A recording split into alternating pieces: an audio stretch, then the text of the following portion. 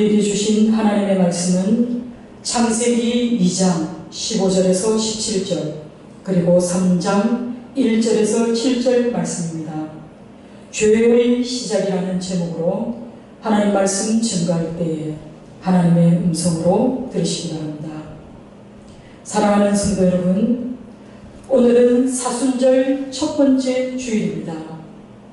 사순이라는 말은 40이라는 뜻입니다. 사순절을 우리는 40일 동안 우리 주님의 십자가와 부활을 생각하면서 하나님의 아들 우리 주 예수 그리스도께서 메시아로서의 사명을 감당하시기 위해 겪었던 주님의 고난을 깊이 묵상하며 우리의 경건을 회복하는 주간이 바로 사순절입니다.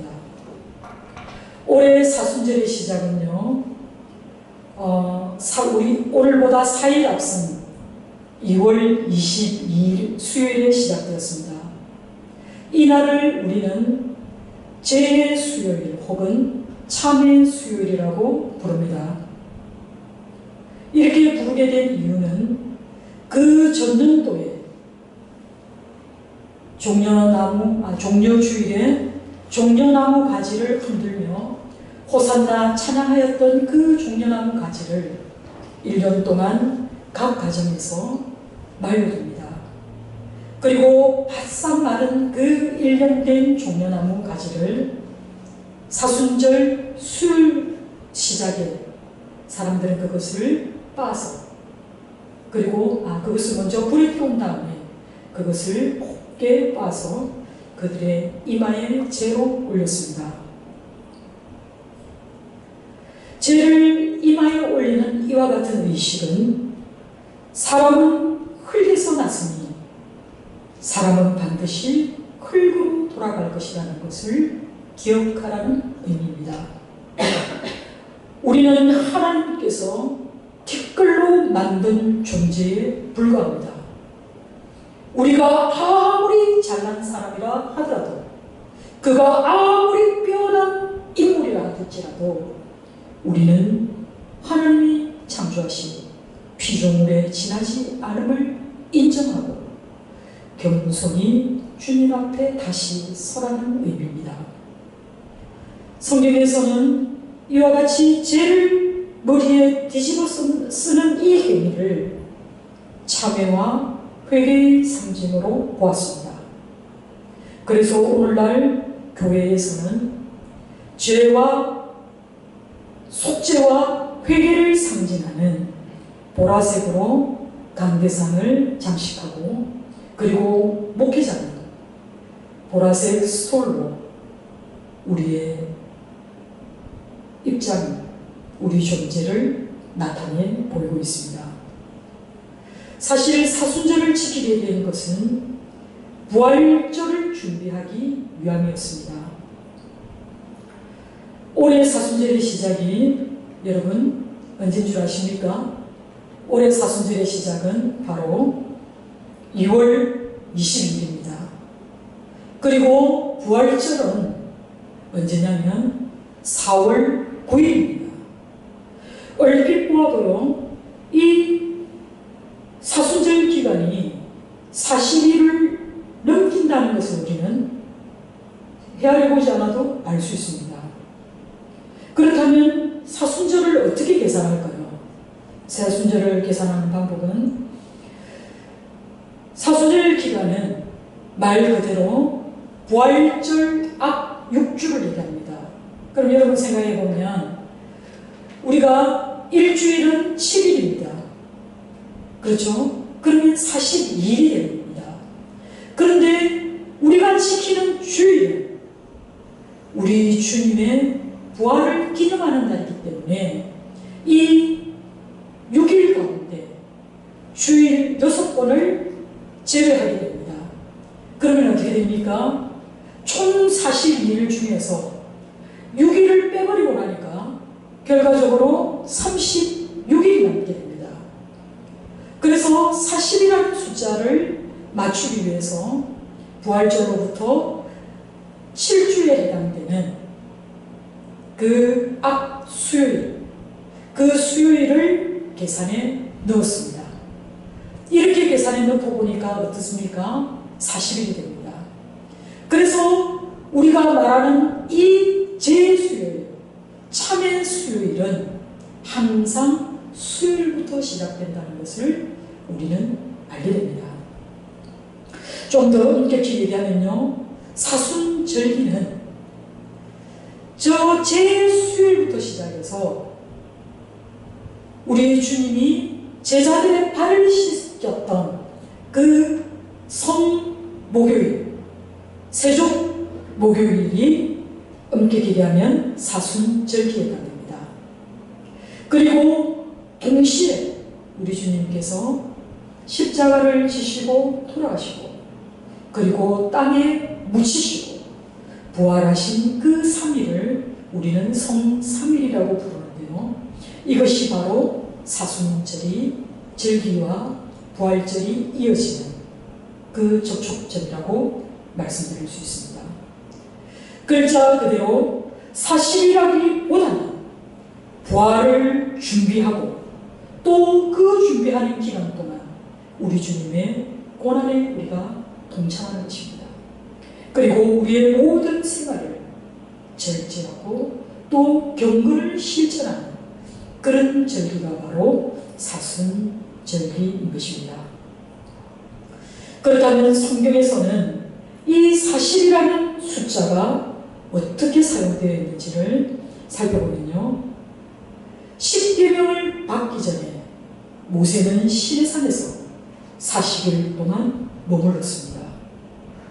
그리고 이스라엘 백성들은 광야에서 40년 동안 하나님의 백성으로서의 훈련을 받았습니다.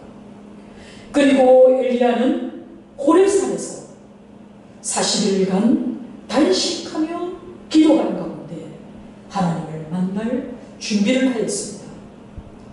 더 중요한 것은 우리 주님이 세례를 받으시고 공생애를 시작하기 전에 유대 광야에서 금식하고 기도하신 뒤에 공생애를 시작하셨다는 것을 알게 됩니다.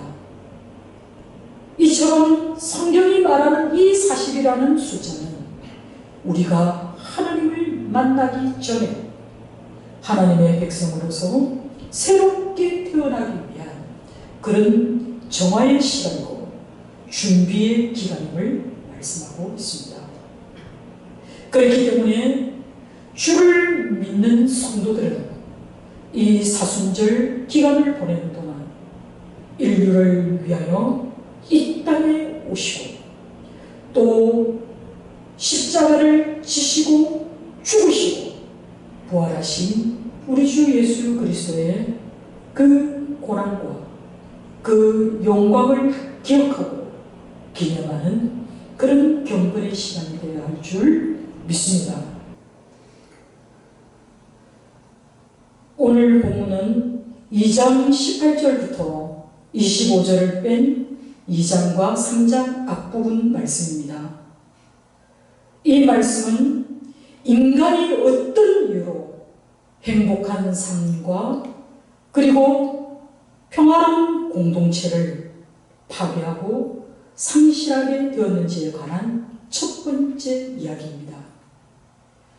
창세기 2장은 인간이 낙원이라고 부를 만큼 그들은 복된 환경 속에 살았다는 것을 알 수 있습니다.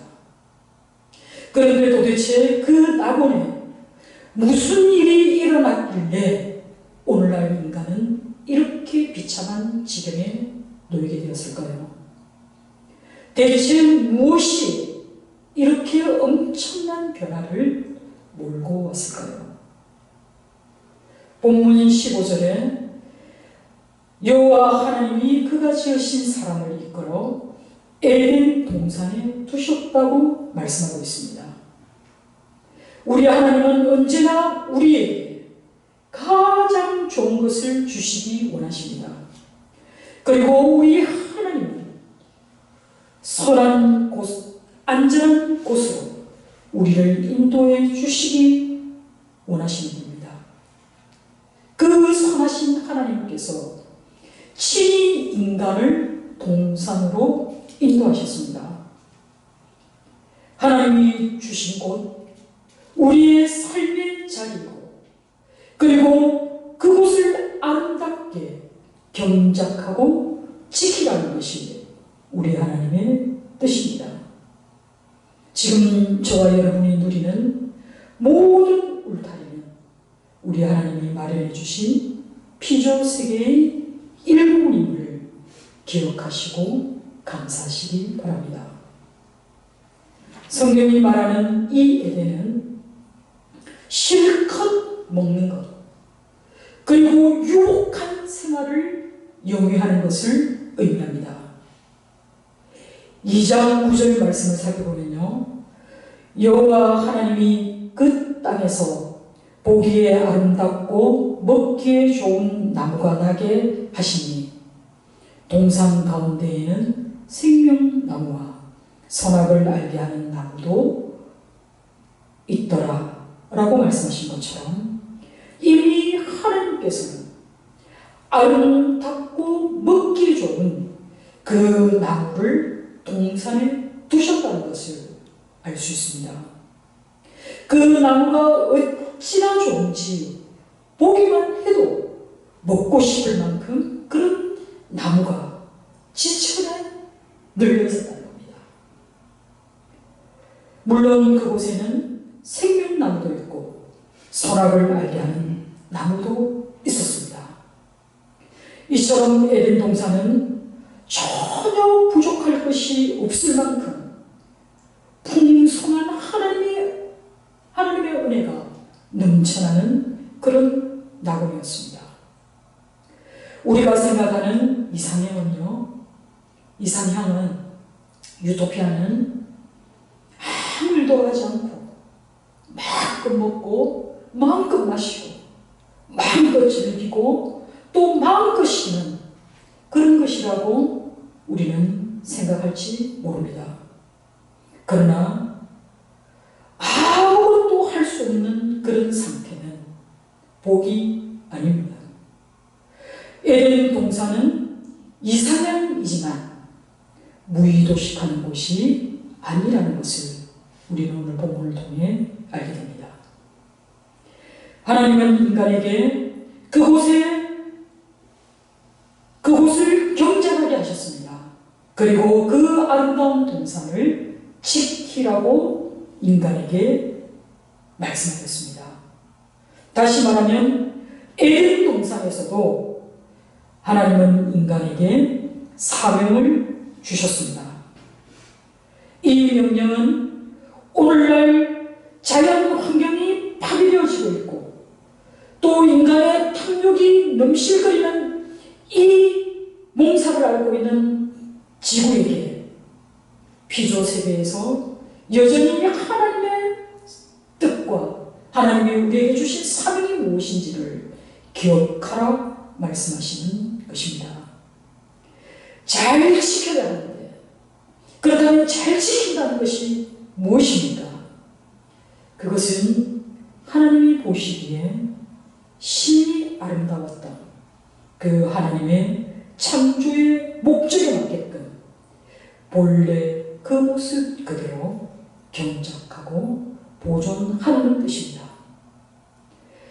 이처럼 하나님은 인간이 살 수 있는 모든 조건들을 마련해 주셨습니다. 하나님의 풍성함은 그가 베풀어 주신 먹거리에서도 나타나게 됩니다. 하나님은 동산의 각종 나무의 열매를 너희가 임의대로 먹으라고 말씀합니다. 임의로 먹는다는 이 말은 무엇이든지 마음껏 실컷 먹어도 좋다는 뜻입니다. 하나님이 말씀하시고 우리가 그 말씀을 순종할 때에 우리는 참된 행복과 참된 평안을 맛보게 됩니다.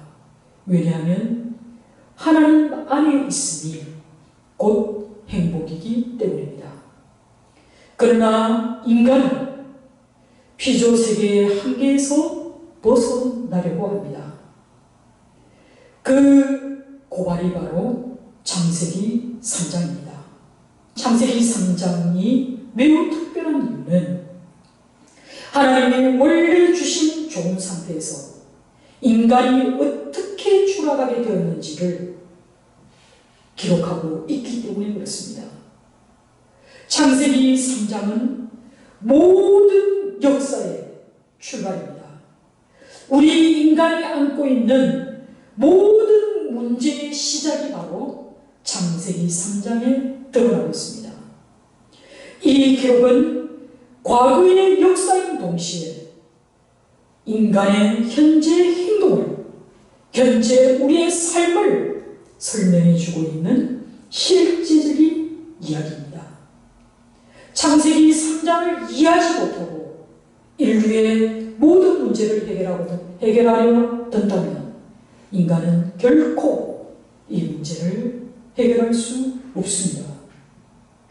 기쁨의 땅 에덴에서 하나님과 조화로운 관계를 이루며 행복하게 살았던 그 아담과 하와에게 이 모든 것을 상실하게 될 비극이 닥쳐왔습니다. 대부분의 불행에서 우리도 알 수 있듯이 그들의 불행도 외부에 있었던 것이 아닙니다. 인간의 불행은 그들 내면에, 그 안에 있었습니다. 그들은 스스로 파멸의 뜻에 걸려들었던 것입니다. 아담 때문에 타락하였지만 사실 그 이후의 모든 인간, 즉 저와 여러분도 어쩌면 똑같이 아담이 했던 짓을 그대로 반복하는 그 죄에 빠진 인간의 두드러진 특징을 고스란히 우리의 삶 가운데 반영해내고 있습니다. 뱀은요, 역사상 최초로 하나님의 말씀에 대하여 의심하게 만들고 또한 하나님의 행위를 철저하게 왜곡시켰던 그런 존재로 나타나고 있습니다. 하와는 하나님의 말씀에 대해서 되돌아보게 만드는 질문을 듣게 됩니다. 하나님은 동산의 모든 열매를 먹도록 허락하셨습니다. 그러나 뱀이 하나님의 말씀을 그대로 순종하지 않고 정말로 하나님이 그렇게 말씀하셨느냐? 라고 하와에게 물었을 때 하와의 생각이 혼미해지기 시작합니다. 여자에게 하나님이 참으로 너희에게 동산 모든 나무의 열매를 먹지 말라 하시느냐? 라고 하나님이 금지하신 것으로 바꾸어 물었다는 것에 유의하시기 바랍니다. 사탄도 전혀 근거 없는 얘기하지 않습니다. 그들은 하나님의 말씀을 인용하지만 지금처럼 부정어로 바꾸어서 우리에게 전하면 우리는 하나님의 말씀을 반듯하게 붙들고 있지 않으면 혼미해지기 시작합니다. 이게 바로 이간들의 수법입니다. 사단의 괴력입니다. 하나님은 동산에 있는 나무의 열매를 하나도 따먹지 말라고 말씀하신 적이 없습니다. 하와의 머릿속에 기억이 왜곡된 것입니까? 뱀의 질문에 하와는 하나님께서 이 동산에 있는 나무의 열매는 무엇이든지 따먹어도 좋은데 죽지 아니하려거든 이 동산 가운데 있는 나무의 열매만큼은 따먹지도 말고 만지지도 말라고 했다고 대답합니다. 하와의 이 말도 거짓말입니다. 하나님은 만지지도 말라는 말씀을 하신 적이 없습니다. 하나님은 이것은 내가 먹는 날이나 내가 반드시 죽으리라 엄중하게 경고하셨습니다. 왜 엄중할 수밖에 없을까요? 먹으면 죽기 때문입니다. 하나님의 말씀을 누구든지 이해할 수 있도록 하나님은 진리는 단순하고 명료합니다. 그러나 진리는 분명하게 우리에게 전달됩니다. 내가 금지한 이 열매를 먹는 그날에 너희는 반드시 죽으리라 말씀하신 것이 바로 하나님의 말씀입니다. 그런데요, 유혹자가 유혹을 하니 인간은 하나님의 분명한 명령과 그 경고에 의혹을 제기하면서 한 걸음 더 그 유혹의 수렁 속으로 들어가게 됩니다. 이후에 뱀의 말을 살펴보면요, 하나님의 말씀에 교묘하게 부정어를 하나씩 더하면서 그 명령의 본질을 흐려놓습니다.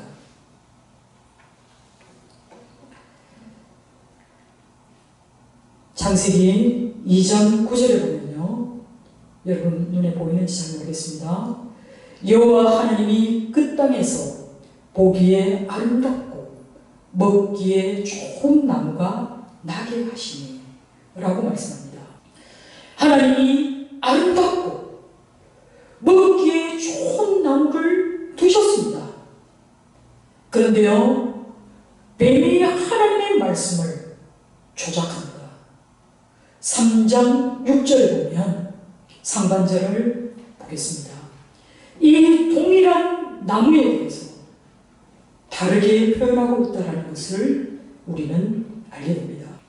3장 6절 말씀 상반절만 우리 같이 한번 읽어보겠습니다. 소리를 읽겠습니다. 시작.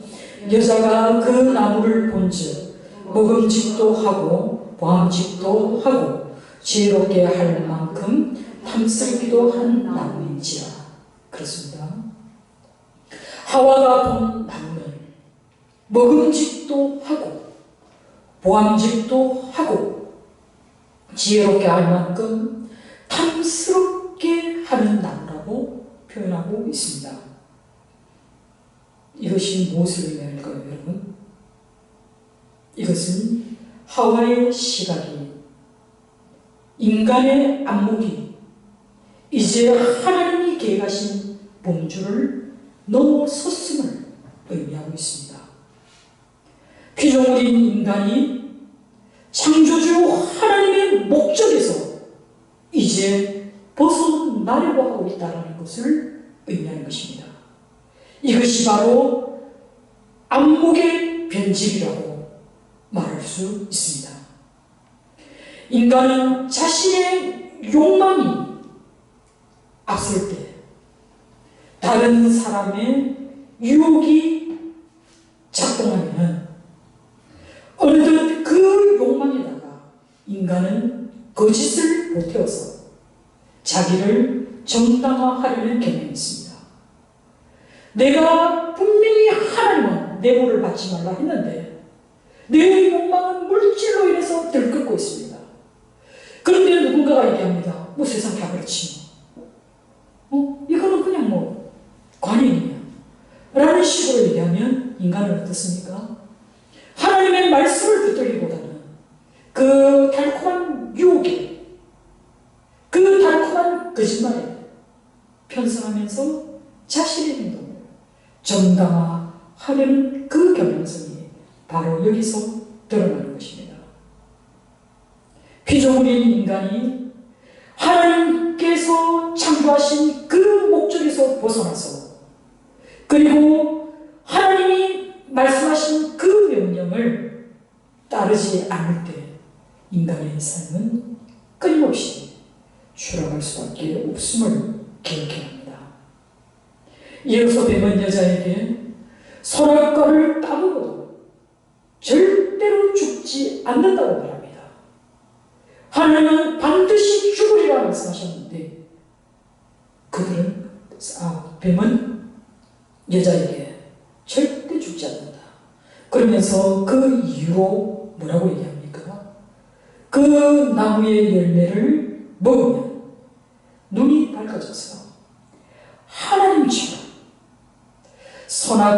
선과 악을 알게 된다는 사실을 하나님이 알고 계시기 때문에 그렇게 말한 것이라고 여자를 꾀입니다. 이 꾀임에 넘어가는 하와의 마음속에는 뭐가 있습니까? 하나님처럼 되는 것을 하나님이 싫어하셔서 이걸 우리에게 먹지 말라 하셨답니다. 그러면 나도 저거를 먹으면 하나님처럼 되겠구나 라는 마음이 있었다는 것입니다.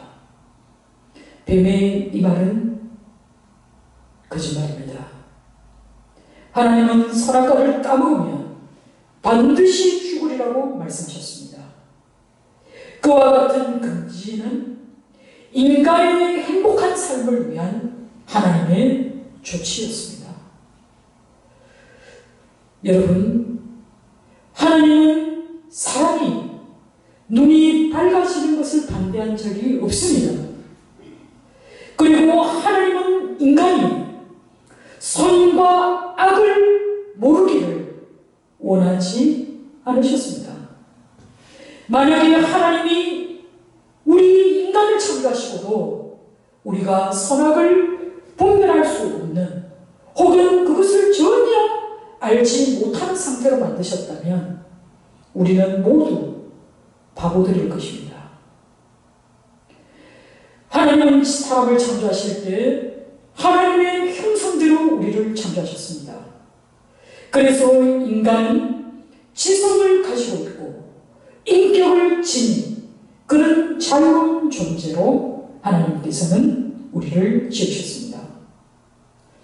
하나님은 선악을 분별해서 반드시 죽는 데에 이르지 않는 길을 너희가 선택하라고 하신 것입니다.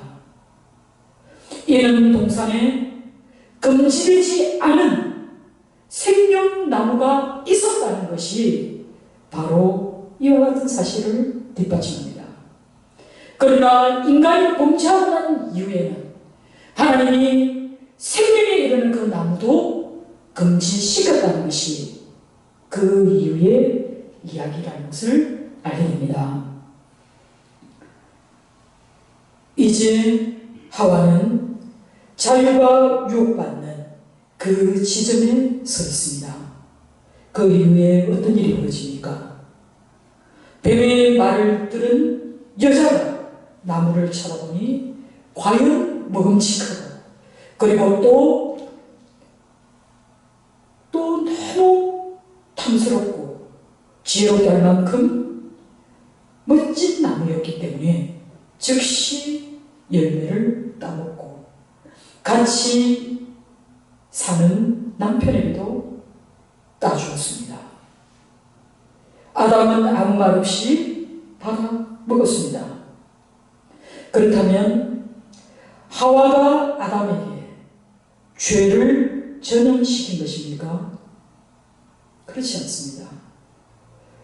남편인 아담은 이 모든 과정을 지켜보았고 또 함께 있었습니다.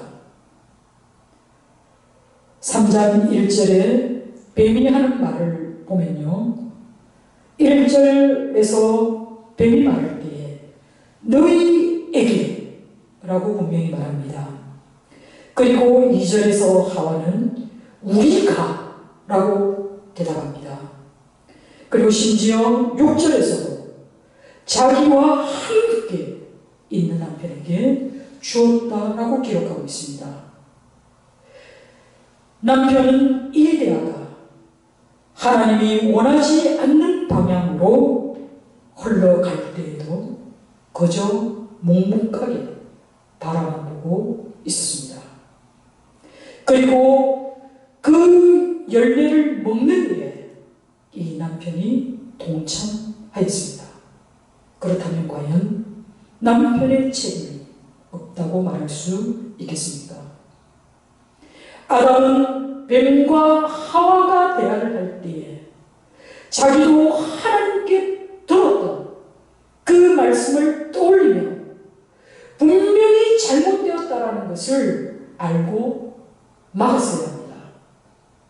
그러나 그 열매를 먹어도 설마 큰 죄가 될까 의심하면서 그 열매를 먹었다는 것입니다. 그 결과는 어떻습니까?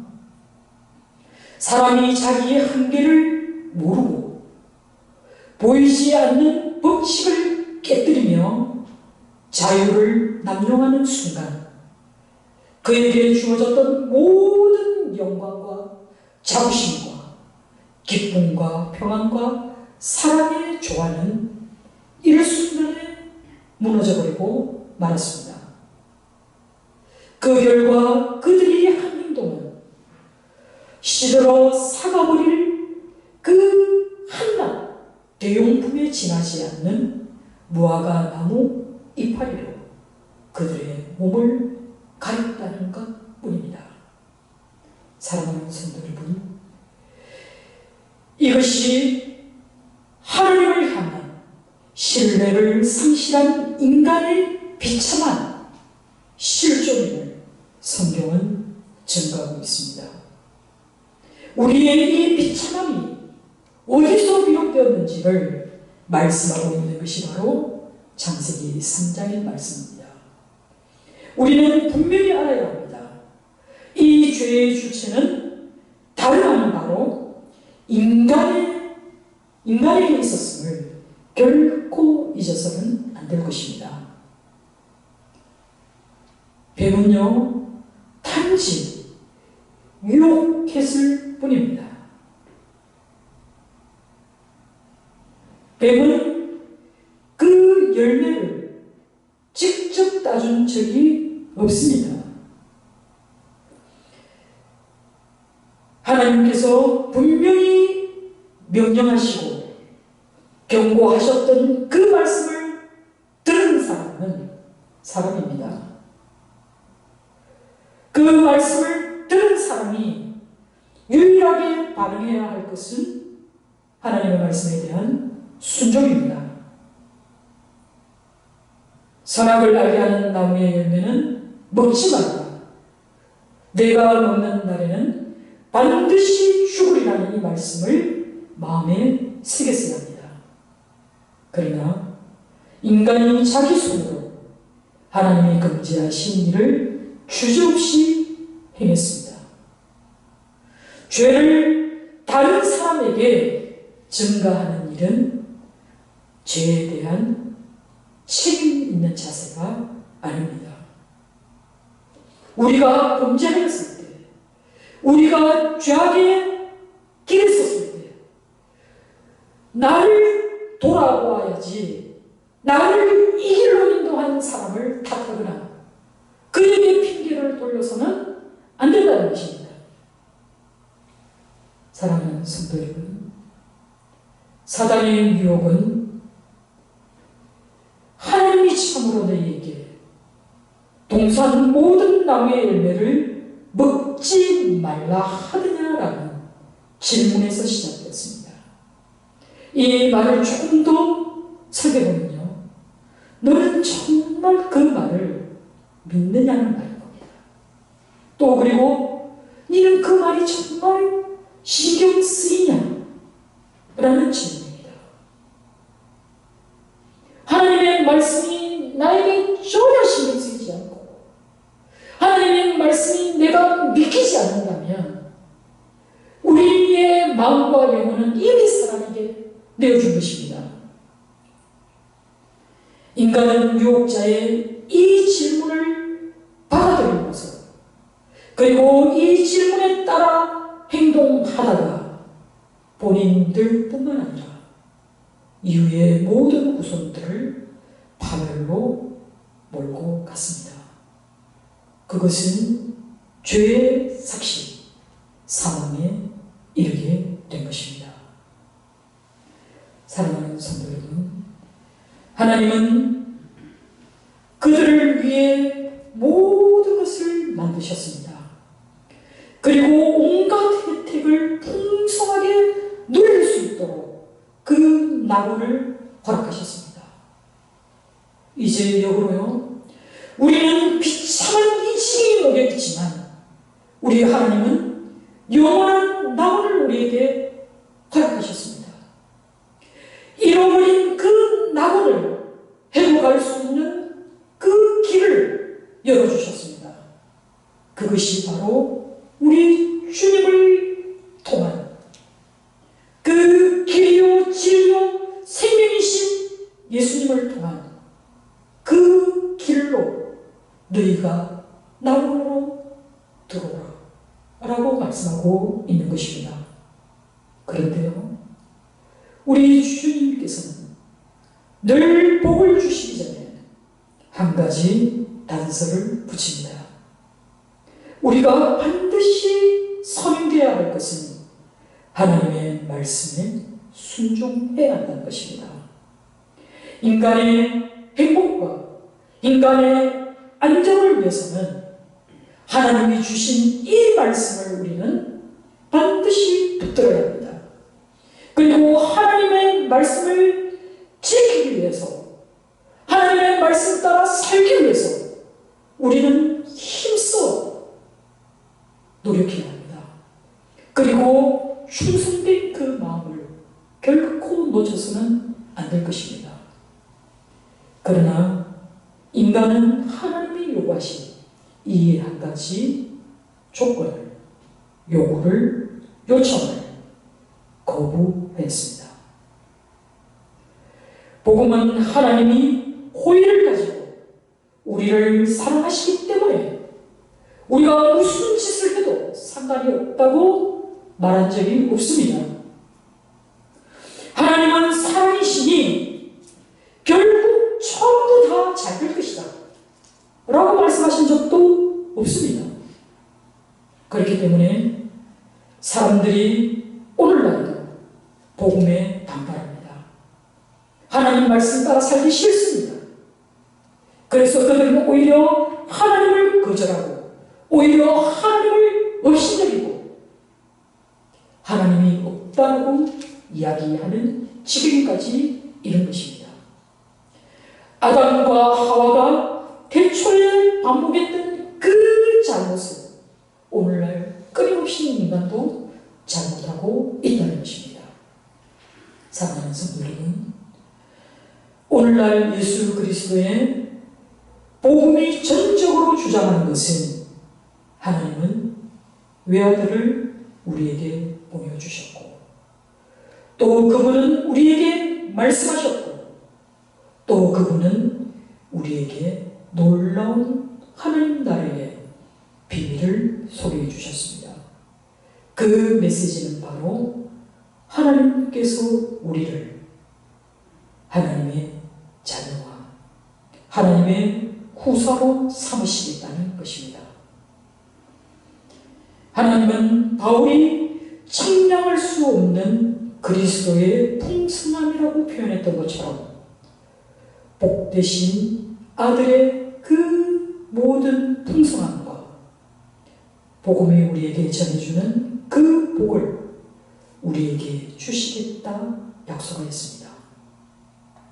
그리스도의 삶, 기쁨과 평안의 삶을 주시면서 전혀 불순물이 섞여 있지 않는 그 놀라운 축복을 너희에게 주길 내가 원하니 너희도 거룩하라 라고 말씀하신 것이 우리 하나님이십니다.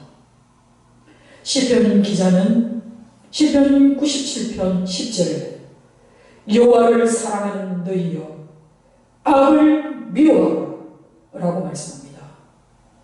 복음서도 만몬을 사랑하면서 하나님도 사랑할 수 없다고 우리에게 지적하고 있습니다. 하나님의 축복에는 항상 이와 같은 요구가 따라온다는 것을 우리가 꼭 기억해야 할 것입니다. 사랑하는 성도 여러분, 죄의 시작은 결국 하나님의 말씀에 불순종한 것에서 시작되었음을 기억하시기 바랍니다. 불순종은 우리를 죄의 길로, 사망의 길로 유도하는 달콤한 속삭임을 기억하시고 사순절 기간을 지나는 동안 여러분의 마음에 헛됨이 있으면, 거짓됨이 있다면 회개하고 또 마음을 정결케 하는 그런 기간이 되시기를 주님의 이름으로 축원합니다.